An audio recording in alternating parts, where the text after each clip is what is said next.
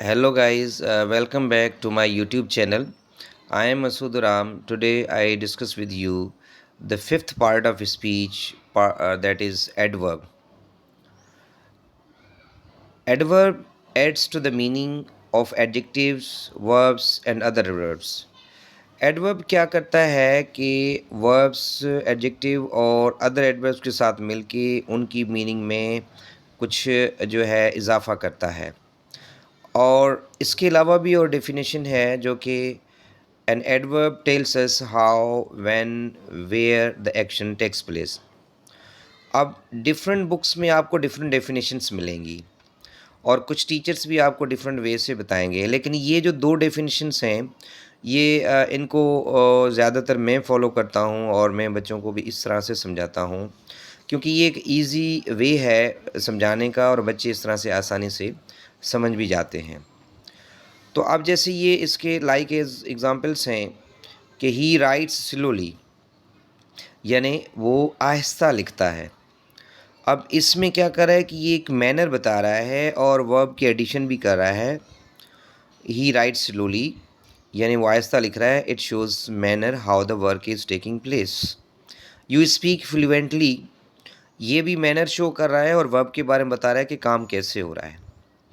He sings well, इसके बारे में भी ये बता रहा है कि वो गा रहा है लेकिन कैसे गा रहा है, वेल गा रहा है।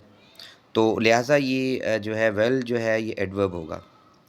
ही कम्स नाउ, ये इसमें देखें ये व्हेन मीन्स नाउ, ये टाइम बता रहा है।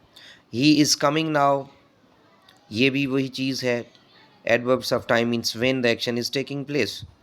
And he will go today, तो ये भी एक्शन बता रहा है कि भाई वो आज, यानी ये एडवर्ब होगा, टाइम बता रहा है। दे केम येस्टरडे, ये भी when the action took place, it is past shows the yesterday is adverb. And he स्लीप्स here, and ये बता रहा है कि वो कहाँ सो रहा है, इधर ये जगह है। यू गो देयर, आप वहाँ जाते हैं, तो ये भी प्लेस शो कर रहा है। अब जैसे कुछ एग्जांपल ऐसे भी होते हैं कि भाई ही राइट्स फास्टली बट करेक्टली,